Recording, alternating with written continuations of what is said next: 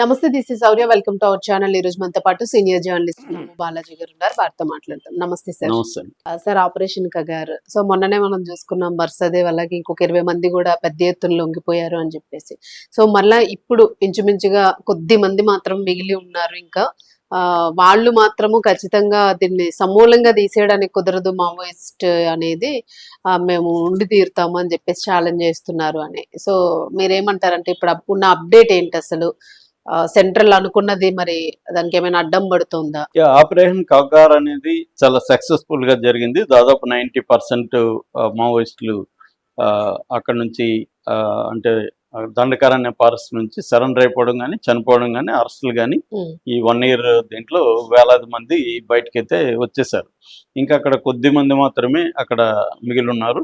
So ఈ రూపంలో ఉన్న మావోయిస్టు ఉద్యమం అయితే అంతమైనట్టుగా కనబడుతుంది. ఏ రూపంలో అంటే సాయుధ పోరాట రూపంలో ఉన్న మావోయిస్టు ఉద్యమం అయితే ప్రజెంట్గా తాత్కాలికంగా, అది మళ్ళీ రాదని మనం ఎవరు కూడా గ్యారంటీ లేరు, కానీ తాత్కాలికంగా ఈ రూపంలో ఉన్నది అంతమైనట్టే కనబడుతుంది. సో ఈ నేపథ్యంలో ఇప్పుడు డెడ్ లైన్ దగ్గరకు వచ్చింది. ఇంకా 3 months కూడా లేదు. మార్చి 31కి డెడ్ లైన్ పెట్టారు. మార్చి 31 లోపల కంప్లీట్గా మావోయిస్ట్ ఉద్యమాన్ని మేము నిర్మూలిస్తామనేది వాళ్ళు చెప్తున్నారు.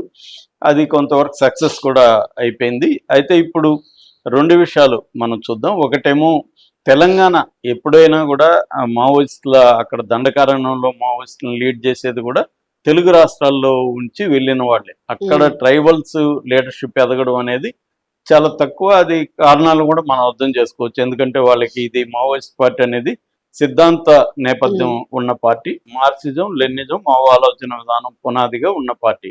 అది అర్థం చేసుకోవాలంటే మామూలు వాళ్ళకే అర్థమయ్యే వ్యవహారం కాదు అది. ఇంకా వాళ్ళకి ట్రైబల్స్ కి బేసిక్ ఎడ్యుకేషన్ ఉండదు. వాళ్ళు ఇంత సిద్ధాంతాన్ని అర్థం చేసుకొని లీడర్షిప్లోకి ఎదగడం అనేది వెరీ ఇంప్రాబబుల్, పాసిబుల్ కాదు. ఓన్లీ పిడికిడి మంది మాత్రం, ఇద్దరు హెడ్మా కానీ బర్సదేవ, ఇంకొంతమంది మాత్రమే, ఒక 5-6 మంది మాత్రమే మనం కొంత నాయకత్వ స్థానాలకి వచ్చారు. ఇప్పటికి కూడా ప్రధానంగా తెలంగాణ నుంచి, ఆంధ్ర నుంచి వెళ్ళిన నాయకులే అక్కడ లీడ్ చేస్తున్నారు. దాంట్లో కూడా ఆ ప్రాబ్లమ్స్ ఉన్నాయి. అంటే తెలంగాణ, ఆంధ్ర నాయకులకి అక్కడ ఉన్న ట్రైబల్ నాయకులకి మధ్య కూడా కొన్ని ఇబ్బందులు ఉన్నట్టుగా మనకి అనేక వార్తలు వచ్చాయి. సో ఈ నేపథ్యంలో ఇప్పుడు తెలంగాణ నుంచి గతంలో 66 మంది ఇంకా మిగిలి ఉన్నారని ఈ మధ్యనే లాస్ట్ మంతే శివధర్ రెడ్డి ప్రకటించారు. అయితే ఇప్పుడు మొన్న బర్సదేవ, ఆయనతో పాటు ఇంకొక 19, మొత్తం 20 మంది సరెండర్ అయిన నేపథ్యంలో వాళ్ళంతా వీళ్ళు మాట్లాడారు. కాబట్టి ఇప్పుడు ఇంకా ఉన్నది 17 మంది మాత్రమే. తెలంగాణ నుంచి ఉద్యమంలో మావోయిస్టులుగా ఉంటున్నది కేవలం 17 మంది మాత్రమే అని వాళ్ళ ప్రొఫైల్స్ అంతా కూడా ఇక్కడ పోలీస్ డిపార్ట్మెంట్ రెడీ చేసింది. ఇంటెలిజెన్స్ డిపార్ట్మెంట్, SIB అంటారు, స్పెషల్ ఇంటెలిజెన్స్ బ్యూరో, వాళ్ళు మొత్తం ప్రొఫైల్స్ అంతా రెడీ చేశారు. ఈ నేపథ్యంలో శివధర్ రెడ్డి నిన్న మీటింగ్ పెట్టి చెప్పాడనమాట. వీళ్ళు ఈ 17 మంది ఎవరెవరు ఏ ర్యాంకుల్లో ఉన్నారు అనేది కూడా ఆయన అనౌన్స్ చేశాడు. ఈ 17 మందిలో 5 మంది మహిళలు ఉన్నారు, మిగతా 12 మంది మగవాళ్ళు ఉన్నారు. ఈ 17 మంది కలిపి మొత్తం రివార్డు 2,25,00,000 ఉంది. సో వీళ్ళ 17 మంది మీద, ఈ 17 మందిలో 4 సెంట్రల్ కమిటీ మెంబర్లు. అందులో నెంబర్ 1 సెంట్రల్ కమిటీ మెంబర్లు గణపతి అలియాస్ ముప్పాల లక్ష్మణ్ రావు. ఆయన 76 ఏళ్ళు. ఆయన అసలు ఉన్నా ఒకటే లేకపోయినా ఒకటి, ఎందుకంటే ఆయన ఉద్యమాన్ని లీడ్ చేసే పరిస్థితి లేదు. ఇక రెండవది దేవ్జీ తిప్పిరి తిరుపతి. ఆయన ప్రజెంట్ సెంట్రల్ కమిటీ సెక్రటరీ. ఆయన ఇక్కడ మన తెలంగాణ నుంచి వెళ్ళిన వాడే. మల్లా రాజిరెడ్డి సంగ్రామ్, ఈయనకు కూడా బాగా ఏజ్ అయిపోయింది. ఈయన కూడా సరెండర్ అయ్యే అవకాశాలు ఉన్నాయంటున్నారు. 4వ వ్యక్తి పసునూరి నరహరి అలియాస్ సంతోష్. ఈయన కూడా తెలంగాణ, ఆయన సెంట్రల్ కమిటీ మెంబర్. ఈ 4 సెంట్రల్ కమిటీ మెంబర్లు. అది కాకుండా ఒక 6 మంది స్టేట్ కమిటీ మెంబర్లు ఉన్నారు. ముప్పిడి సాంబయ్య అలియాస్ సుదర్శన్, వార్తా శేఖర్ మంగూత్ అని, తర్వాత చోటే రత్నాభాయ్ అని, తర్వాత నక్కా సుశీల, లోకేటి చంద్రశేఖర్, దామోదర్. ఈ 6 మంది స్టేట్ కమిటీ, వివిధ స్టేట్ కమిటీల్లో ఉన్నారు. వీళ్ళు కాకుండా డివిజనల్ కమిటీ మెంబర్స్ కూడా దాదాపు 7 మంది ఉన్నారు. రాజేశ్వరి, రంగబోయిన భాగ్య, బాడిసా వంగ, సంగీత, భవానీ, మైసయ్య, భగత్ సింగ్. వీళ్ళు డివిజనల్ కమిటీ, వివిధ Hmm. డివిజనల్ కమిటీస్ ఉంటాయన్నమాట, దాంట్లో ఉన్నారు. ఇంకొక అతను మాత్రం మామూలుగా అండర్ గ్రౌండ్ లో ఉన్నాడు. ఉమ్, సో మొత్తం 17 మంది టాప్ పొజిషన్ లోనే ఉన్నట్టుగా మనకు అవును, అర్థమవుతుంది ఎక్కువగా.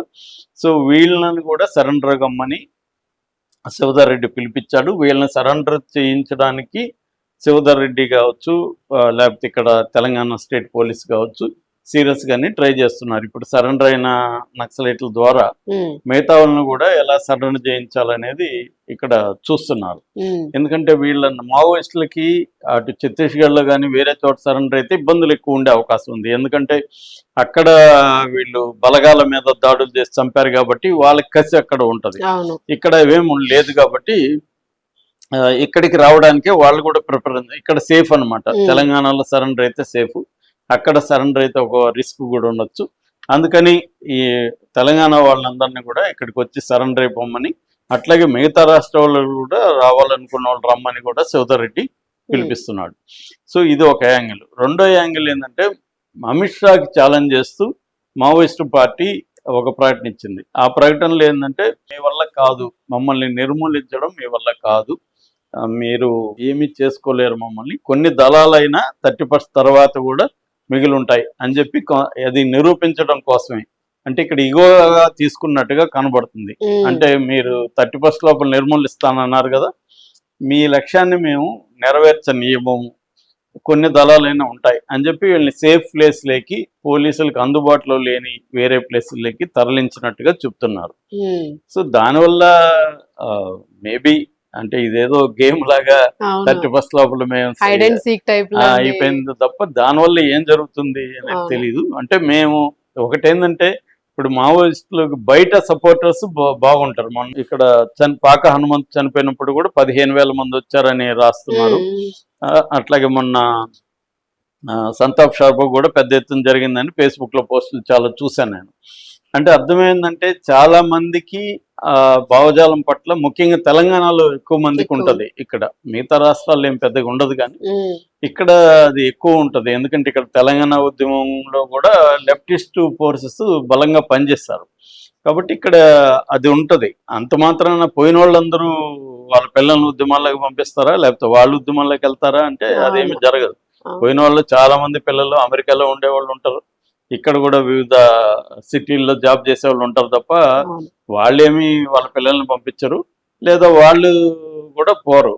యూత్ మావోయిస్టులు గన్లు పట్టుకొని పోరు, కానీ వాళ్ళు ఏంటంటే వీరావేశంగా స్లోగన్స్ ఇచ్చి మావోయిస్ట్ పార్టీ మీరు నిర్మూలిస్తున్నాం, భావజాలాన్ని నిర్మించలేదు, ఇవన్నీ చిన్నప్పటి నుంచి నేను వింటున్నా. నన్ను భౌతికంగా చేయగలిగి అని నా భావజాలాన్ని నిర్మించి, ఇవన్నీ ఒట్టి మాటలు, అవన్నీ దానివల్ల ఏం తెగదు. సో భావజాలం అంటే ఏంటి, భావజాలం ఆచరణలో ఉంటేనే అది పనిచేస్తుంది తప్ప నా భావజాలం మనసులో పెట్టుకొని నేను అమెరికాలో ఉంటాను, ఇంకో చోట ఉంటాను, నా పిల్లల్ని అమెరికా పంపిస్తాను అనుకుంటే దాని భావజాలం వల్ల ఫైనల్ గా. కాకపోతే ఏంటంటే ఏదైనా కూడా పోరాటరు, సమస్య ఉన్నప్పుడు పోరాటం అనేది ఏదో ఒక రూపంలో ఉంటుంది. అది విత్ ఇన్ ద కాన్స్టిట్యూషన్ లో ఉంటే అంత ప్రమాదం ఉండదు. ఆయుధాలు పట్టుకున్నప్పుడు ఇంకా మీరు ఆయుధాలు పట్టుకున్నారు కాబట్టి మీ కాన్స్టిట్యూషన్ వర్తించదు అని చెప్పి స్టేట్ కూడా వాళ్ళని చంపడానికే ట్రై చేస్తుంది. సో అన్ఈవెన్ గా ఉన్నప్పుడు వీళ్ళేమో పెరుగుడు మంది ఉన్నారు. సెంట్రల్ గవర్నమెంట్ అంటే ఒక పారామిలిటరీ ఫోర్సెస్ మన దగ్గర 25 లక్షలు ఉన్నారు, అందులో 1 లక్షని దించారు అంతే. ఇప్పటికి 1 లక్షకే వీళ్ళ వల్ల కాలేదు, ఇంకా వాళ్ళు 25 లక్షల పారామిలిటరీని ఎలా ఎదుర్కొంటారు అంటే విశాలమైన ప్రజల్లోకి వీళ్ళు వెళ్ళగలిగారు, అది వెళ్ళలేదు. ఇంకా రాను నేరో డౌన్ అయిపోయి ఒక 50 రకాల ట్రైబ్స్ లోకి పరిమితం అయిపోయారు. ఇప్పుడు అక్కడ కూడా డెవలప్మెంట్ వచ్చేసినాక ఎవరు కూడా రారు, ఎందుకంటే అభివృద్ధి వచ్చినాక ఏదో ఒక జాబ్ వచ్చినాక పోయి ప్రాణాలు పెంచడానికి ఎందుకు రిస్క్ తీసుకుంటారు. సో కాబట్టి వీళ్ళు పేరుకి ఏమన్నా ఒక 2 దళాలు 3 దళాలు మిగిలి ఉన్నా అని చెప్పుకోవడానికి తప్ప దానివల్ల మళ్ళీ ఉద్యమాన్ని పునర్నిర్మిస్తామంటే ఇప్పుడిప్పుడే అయితే కాదు సార్. ఇప్పుడు అంటే వాళ్ళు అట్లా ఛాలెంజ్ గా చెప్తున్నారు కదా, ఇంటర్నల్ గా ఇంకెక్కడైనా టీమ్స్ ని ప్రిపేర్ చేసే అవకాశం ఉంటుందా సార్ అట్లాగా దళాలని? అదే ఉండొచ్చు కానీ వాళ్ళు యాక్టివిటీ చేయలేరండి. ఇప్పుడు అసలు ఇప్పుడే గత 10 ఏళ్ళుగానే పెద్ద యాక్టివిటీ లేదు అక్కడ. నిర్బంధం ఎక్కువ ఉన్నప్పుడు వీళ్ళని ఎవరు ఆదరిస్తారు, వాళ్ళు ఎందుకు రిస్క్ తీసుకుంటారు? పేరుకి ఇవన్నీ ఏంటంటే ఫేస్బుక్ లోనూ ఇంకా పోస్టులు పెట్టుకోవడానికో స్లోగన్స్ ఇవ్వడానికో ఉన్నామని పనికి వస్తుంది తప్ప అంతకంటే ఏమి జరిగేది ఏమి లేదు. వేరే ఎప్పుడైనా ప్రజల్లోకి వెళ్ళి పోరాటాలు చేయాలంటే ఇప్పుడున్న మోడల్ పనికిరాదు. అది ప్రూవ్ అయిపోయింది. అది ప్రూవ్ అయినా కూడా ఒప్పుకోని వాళ్ళు ఉంటారు, అది వేరే విషయం. అవును. వాళ్ళు ఏమి చేయరు, ఒప్పుకోని వాళ్ళు యాక్షన్లోకి వెళ్ళరు, మాట్లాడుతుంటారు అంతే. దానివల్ల ఏం జరగదు. Thank you sir.